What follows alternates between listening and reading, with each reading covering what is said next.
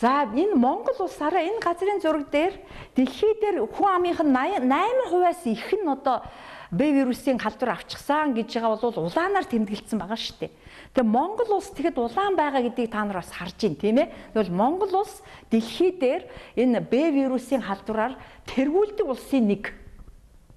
Тийм чи одоо энэ асуудыг бид нэг биш удаа одоо телевизээрээ их олон яригддаг асуудал тийм ээ. Энэ илгийн асуудал ч гэсэн айгүй тодорхой. Тэгээд хүний одоо нас баралтыг ихсэж гэн, насыг хороож гэн, өвчлөл их нөгөө амьдралын чанарыг бууруулж, ажлын чадварыг бууруулж байгаа тийм ээ. Нөгөө ажлын чадвартай хүмүүсүүдийн тоог сөөрүүлж байгаа ийм муухай заваан би бүр шууд заваан гэж хэлмээр байна. Муухай халдвар байхгүй энэ вирусны шарын халдвар гэдэг чинь тий. Тэгэхээр энэ халдварыг бас л вифероноор эмчилж болж байна. Гэтэл энэ Б вирус бас хинээс тарах жирэмсэн ихээс хүүхэдтэй тархдаг. А гэр бүлийн хооронд үрийн шингээр тарах штэ. Тэ? Үрийн шингээр тархачдаг. А тэгээд хүүхдэд ихээс хэрвээ жирэмсэн их өөрөө шаралцсан байх юм бол маш өндөр эрсдлийг агуулж байгаа. Яагаад гэвэл хүүхэд шаралцсан жирэмсэн ихээс 98% нь Б вирустэй хүүхэд төрөх эрсдэлтэй. Ямар замаар халддагвэ гэвэл төрхийн өмнө тэр вирус чи өөрөө эхийн ихсээр дамжих чадвартай, ихсээр нэвтэрдэг. Бактери ихсээр нэвтэрдэггүй байхгүй, ураглаа ордоггүй. А вирус ураглаа орчдөг. Түүнээс гадна төрөх үед тэр төрөх үеийн замнаар тэр цусаар халдварлах эрсдэлтэй. Төрсний дараа хөхний сүүгээр за мөн нялцгнаа ээж нь бэбэбэг үнсээд нялцгнаа шүлсамаараа ингээд хүүхдтэй бас вирусээ өгчих эрсдэлтэй. Тэ? Тэгээд та нар ярьж штэ 98 одоо Б вирусын одоо тээгч ихээс төрж байгаа хүүхдийн 98% нь вирусны халдвартай төрөх эрсдэлтэй. Тийм болохоор бид нэр энэ хүүхдээ аврахын тулд жирэмсэн их вифероны лаг хэрэглэж байгаа. Жирэмснийхаа хугацаанд. Тэгэхдээ юу нэх гоё ихлээр гелийн бол жирэмсний бүр эхний өдрөөс хэрэглэж болно. Нөгөө хамран түрхдэг. Тэ? Хамран түрхэл 10 минутын дараа цусан шингээл бүх биеэр үйлчилж байгаа. Тэр бол хамгаална. А лагийн болохоор жирэмсний 27 хоногтойгоос хэрэглэж болно.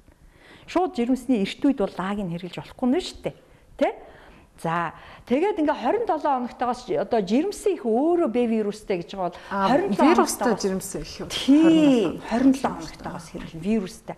Тэгээд 1 саяар өглөө 500 мянгатай, өдөөс хойш 500 мянгатай. Гэтэ өдөр болгон биш 7 хоногт 1-т 3-т 5-т өдөр 7 хоногт 3 удаа л ага хэрэглэнэ гэсэн үг. Тэгтээ төрн төртлөө. Тэгжээж эрүүл хүүхэд төрүүл. Тэгэхгүй бол ахаал шартаа хүүхэд төрнө гэсэн үг шүү дээ. Тэгээ цаашдаа ахаал Б вирус тээгч байна. Тий. А хөхүүл их бол лаг бол төрсөн цагаасаа хэрэгжилж болно, тийм ээ. Тэгээд байн хэрэгжилж болно. Энэ бол ерөөсөө тийм хүүл ихэд тийм хязгаар байхгүй. Өнгөрсөн 11 сард нэг Б вирустай хүүхдэд би бас энэ вифероныг 6 сарын хугацаатай ямарсан зөвлөөд явуулчихад тэгээд 6 сарын дараа бүх шинжилгээгээ давтаад хүрээд ирсэн чинь над дээр 4 сард ирсэн баха. 4 сар 6 сарын курс дуусчаад ирсэн. Бүх шинжилгээгээ давтсан чинь нөгөө алаа тасаад өндөр байсан бүгд нормд орсон. Нөгөө Б вирус чинь байхгүй. Бүрмөсөн идэгдсэн. Тэ? Хэвийн үйл ажиллагаа буцаад сэргсэн гэсэн. Сэргсэн. Илэг эрүүл болсон гэсэн. Илэг эрүүл болсон. Тэгэд энэ вифероныг бас яг энэ Б вирусны шартай хүнд энэ ер нь энэ илэгний үрвсэлд яагаад зөвлөдөг вэ гэхээр дотроо энэ ламайн нь шүү дээ. Энэ ламайн дотроо С витамин, Е витамин 2 бас агуулждаг дотроо. А С витамин, Е витамин 2 чинь өөрөө антиоксидант. Өөрөө Е витамины чинь бүр илэгний эдисийг нөхөн төлжүүлэх зорилготойгоор одоо эсэн цаал гэдэг өгдөг шүү дээ тэ илэгний өвчтөн хүмүүс. Бараг л эсэн цаал давхар агуулж ийн гэсэн үг байхгүй. Тэгэхээр нэг дор олон юм уух шаардлагагүй гэсэн үг. Ерөөсөө л ганц виферон виферон аваад байхад бараг эсэн цаалаа авж байгатай адилхан. Е байгаа, С байгаа. Илэгний эдисийг хамгаалдаг хоёр юм энэ лан дотор бас байгаа гэсэн үг. Энэ тоо зөвлөж байгаа нэвтрүүлэгтээ хамт байгаа үзэгчдэд баярлалаа. Тэгэхээр огшоо энэ виферон ер нь бол вирусын гаралтай бүх өвчний үед хэрэгжилж болдго юм байна. Тэгэхээр үр дүнтэй ер нь бол одоо манай эмийн зах зээл дээр хуурамч эмнээс ер нь яаж алах вэ? Виферон ер нь хуурамчаар байгаа юу? Тий. Хүмүүс бас хувь хүмүүс энэ төр өөрсдөө оруулж ирээд л энэ улаан удмуудыг яваал ингээл зараал идэг юм шиг билээ л дээ. Тэгээ энэ виферон тэд нар чинь тээвэрлэлт нь ингээд зүгээр автобусаар тээвэрлээд аваад ирж байгаа шүү дээ. Тэр чинь болохоор энэ үхчихэж байгаа. Үйлчлэгийг болчихж байгаа. Тэр худлаа хувь хүнээс ингээ үйлчлэгээгүй лаа худалдаж аваад хэрэглэх юм бол үр дүнгүй. Хүмүүс энийг нөгөө юу виферон энто компани бол энийг зөөвөрлөхдөө яг нөгөө хөрөгчөнд зөв зөөврөж авчирдаг болохоор яг энэ чанар алддаггүй үйлчлэгээтэй байдаг. Тэгээд юугаар нь таньж мэдэж болох вэ гэвэл энэ лааны арт талд энэ энто компани ийм одоо тэмдэгтэй галограмм наалттай, эндээ бас галограмм наалттай. Энийг өөр нь таньж мэдэх хэрэгтэй. Энэ галограммаа л харах хэрэгтэй. Энэ галограмм байхгүй бол хувь хүн зүгээр ингээд автобусаар зөөрлөөд нөгөө лаан тос нь хайлаад виферон идэвхгүй болчихсон лааг авчираад хүний хончнууд хийлээгээд үр дүн хөхгүй шүү дээ, тийм чи яг номоор нь хөрөгчөнд хадгалсан, хөрөгчөнд зөөвөрлсөн ийм одоо вифероныг л хэрэглэх ёстой шүү гэдгийг бас зөвлөмөр байна. За. Тэгээд би бас цааш нь бас нэг сонирхолтой мэдээ бас хэлмээр байна л да. Манай эмэгтэйчүүд энэ үзэгчд маань бас байж байгаа байх. Тэгээ эмэгтэйчүүдэд бол энэ бэлгийн замын халдвар маш их байдаг. Тэгээ одоо ирээдүйн эхчүүд маань, залуу эмэгтэйчүүд маань ээж болохыг төлөвлөж байгаа хүмүүсүүдэд би зориулж бас энэ виферон маш хэрэгтэй мэдээллийг өгмөр байна л да. Яагаад гэвэл эмэгтэйчүүдийн бэлгийн замын халдвар гэж хламидиоз, трихомонас, цитомегало вирусын халдвар. За, herpes вирусын халдвар, нөгөө улаанууд вирусын халдвар гэл. Энэ яагаад энэ вирусын халдварыг би өнөөдөр бас дурдмаар байна гэхлээр энэ цитомегало вирусын халдвар гэдэг маань эсвэл улаануудын халдвар маань ерөөсөө жирэмсэн ихтэй бол өөрт нь юу ч мэдэгддэггүй. Улаанууд бол ерөөсөө жирэмсэн их халдварлаа гэхэд нэг өдөр биеийн зарайж магадгүй халуурснаач мдээгүй, халуураач мдээгүй. Тэгээ нуруу бүгсэн дээр ганц хоёр улаан тууралт гараад дуусчихна. Тэгэхээр одоо их болох гэж байгаа хүн заавал торч шинжилгээ гэдэг рүү ороод жирэмслэхээс өмнө орох хэрэгтэй. Хэрвээ өөрсдөө нөгөө цитомегало вирусээр өвчснөө мэдэхгүй, улаануудаар өвчснөө мэдэхгүй, торч шинжилгээнд дээр орохлоор тэр вирусны халдвар байна гэх юм бол бараг та жирэмслэх хэрэгтэй юу? Энэ таслах юм уу? Жирэмсийн 2 сарын хугацаанд энийг таслахгүй, жирэмсийг таслах аюул гарч ирдэг. Яагаад гэвэл маш хүнд гаж хөгжилтэй хүүхэд, тархины гаж хөгжилтэй гэдэг маань оюуны омсдолтой, нүдний гаж хөгжилтэй гэдэг маань сохор, тэгээд зүрх бөөрийн гаж хөгжилтэй, амьдрах чадваргүй ийм хүүхэд төрөх эрсдэл энд маш их байдаг. Тийм болохоор жирэмсэхээс төлөвлөж байгаа л болвол торч шинжилгээнд ороод уртчлаад виферон лаг хэрглэж ягаад энэ шинжилгээ эрүүл гарсны дараа жирэмслэе. Битгий гаж хөгжилтэй хүүхэд төрүүлээч. Нэг талаас. Нөгөө талаас энэ цитомегало вирусын халдвар, листериозын халдвар энэ трийг бас энэ эхчүүдтэй хэлмээр байна л да. Ийм аимшигын бүр жирэмснийг таслах заалттай ийм гаж хөгжилтэй хүүхэд төрүүлэх эрсдэлтэй байгаа шүү дээ. Тийм болохоор яах ёстой гэхлээр ерөөсөө бас нэг зөвлөгөө бас давхар далимдуулаад өгчээ. Яг бол манай эмэгтэйчүүд чи хоолоо хийж явахдаа ингээд маха хийчээд, давсаа хийчээд тарж үгүйгээд амсдаг. Маханд гүйцэд буцлаагүй байхад. Энэ маань уже энэ цитомегало вирус, листериоз гэдэг уургийн халдвар үүсгэхэд гаж хөвгөлтэй хүүхэд тэр ч байтга төрөхдөө шар ногоон хүүхэд төрөөд аюул том илхтэй хүүхэд амьдрах чадваргүй хүүхэд төрөх ийм эрсдийг үүсгэж байгаа. Тийм чинь хоолоо хийхдээ давсаа бүр буцалж уцсныхан дараа амсаж байгаа чи бити хагас болдоо болсон хоол амсаж байгаа чи гэд эмэгтэйчүүдтэй залуу эхчүүдтэй ирээдүйн эхчүүдтэй бас энэ ургийн халдварын вирус дамжих зам нь. Тэгээд бити хэрвээ жирэмсгийг төлөвлөж байгаа бол бити амьтанд хижээгээ чи. Ялангуяа муур цитомегало вирусыг тээгч байдаг. Муур зүгээр жирэмсэн хүн элээд өнгөрөхтөл цитомегало вирусын халдвар авч болно. Тийм чи амтан ерөөсөө бити тижээ. Ялангуяа муур. Тэгээ сүүлийн үед тэр энэ цитомегало вирусыг тэр яс мэлхий тожшвуу энэ төр тижээдэг хүмүүсүүдэд бас гарч яана гэсэн юм бас судалгаанууд байгаа. Тийм чин жирэмсгийг төлөвлөж байгаа бол одоо эрүүл их байгаад эрүүл хүүхэд төрүүлье гэвэл ерөөсөө энэ торч шинжилгээнд хамрагд вирусээс энэ зөв дэглэм сах амтан битээ тийжээ хоолоо зөв амсчээ. Тэгээд хэрвээ торч шинжилгээгээр вирустай илэрхэл юм болвол вифероны лаг 20 мэдээлэлтэйгээс лагийн жирэмсэлсэн хугацаанаасаа эхлээл гээлийн хамрандаа түрхээчээ. Тэгжээж бид нэр гаж хөгжилгүй эрүүл хүүхдүүдийг төрүүлэх болно гэж хэлмээр байна. За энэ папилловирус гэж та нар сонссон. Папилловирус маань умаа хүзэн хорт хавдрын зонхлох шалтгаан болдог Монголын эмэгтэй хавдрын одоо эмэгтэйчүүдийн хавдрын нас оролтын номер 1. Энийг дэлхийд даяараа мэдж байгаа. Тэгээ манай Монгол улс чинь маш их хэдэн тэрбум доллараар папилловирусын вакциныг оруулж ирээд 12 настай охтуудад тарьсан. Гэтэл манай Америк багш нар, тэр Голландын багш нар хурцчээ.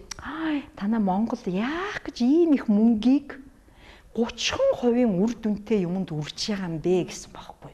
Тэр вакцин бол ердөө 30% нь л хамгаална. 70% нь хамгаалахгүй гэж байгаа. Тэр 12 настай охтууд вакцин хийлгэсэн. Тэгээ энэ хамгаалахгүй. Гэтэл юу хамгаалах вэ? Энэ папилловирус гэдэг маань энэ хүний энэ хүүхдүүд гараараа нэг үүгээр дүүрэн үүтэй хүүхдүүд байдаг. Тэгээд бэлгийн ийм замаар бас халдварладаг. Бэлэг эргэтэнд ийм ургацаг уруулждаг. Ингээд тэмбүтцэн хүн шиг ингээд бэлэг эргэтэндээ баахан ургацтай. Ийм болоод. Энэ бол бас захтан бэлгийн үйл ажиллагаанд муугаар нөлөөлнө. Хүн хавтгаасаач бараг ичих байх тийм ээ. Тийм болохоор энийг бол энэ эмчлэхэд бас гээл ла хоёрыг хоёуланг нэрлэх хэрэгтэй. Нөгөөс ийм салс бэлгийн салстанд бол гээлийн төрхн хэрвээ одоо энэ цавин дээр ургасан энэ папиллом одоо энэ бүр юм урах том ургацсан шүү дээ хуурай. Энэ дээр бол мазийн төрхн. Тэгээд лаага эдгэрэх хугацаа хүртэл хэрэглэнэ. 1 сар хүртэлж байж болно, 6 сарч хүртэл байж болно.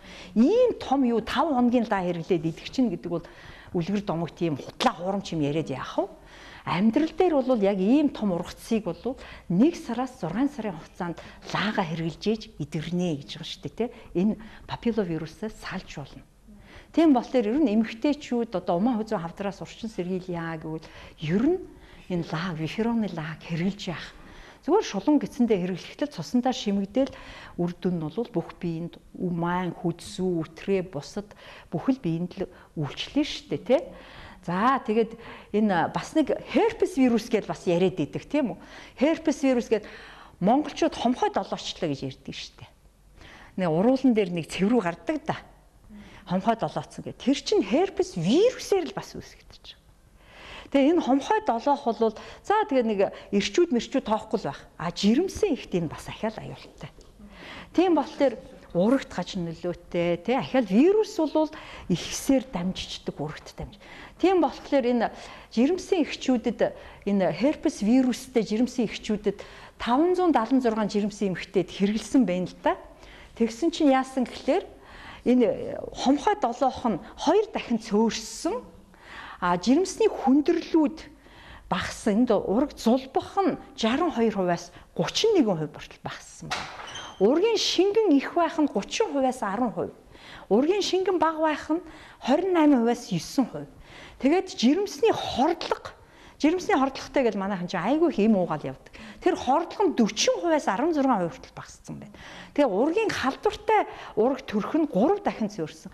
Тэгэхээр энэ хомхой долоогоод байгаа эмэгтэйчүүд энэ лаг бол вифероны лаг хэрэглэснээрээ жирэмснийхаа явцыг эрүүл болгохоос гадна жирэмсний хордлого энэ тэрийг үүсгэхээс гадна ургийн халдвараас бас сэргийлэх юм аа. Тийм болохоор одоо ингээд эцэст нь хэлэхэд вифероны лаг хэрэглэхдээ стандарт тун гэж байдаг. Тэр нь насан тохирсон тунгаараа өглөө 1 ла орой 1 ла 5 хоног. Хөнгөн хэлбэрийн вирусны халдвар үед. Жохон хүндрэлтэй байвал өглөө 1 ла орой 1 ла 10 хоног. Саяын вирус BC вирусын халдвар тийм ээ. Эсвэл одоо саяын тэр одоо том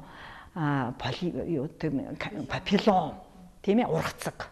Ийм ургацагтай хүмүүс бол эхний 10 хоног өглөө 1 ла орой 1 ла хийгээд 10 хоногийн дараа 3 хоног тутамд 1 дахь 3 дахь 5 дахь өдөр гээ лаага 1 сараас 1 жилийн хугацаанд хэрэглэх боломжтой юм аа. Ингээд маш олон вирусыг энэ Ento компаниас оруулж ирсэн вифероны лагаар маш олон вирусны өвчнийг эмчилж, эрүүлжүүлж болно. Урьдчилан сэргийлж болно, төгс эмчилж болно гэдгийг хэлмээр байна. За тэгээд энэ сайхан имийг оруулж ирсэн Ento компанийханд бас ард түмнийхээ өмнөөс, анагаахын сургуулийн багш нарын өмнөөс бас талархмаар байна. Талархлаа илэрхийлмээр байна. Баярлалаа.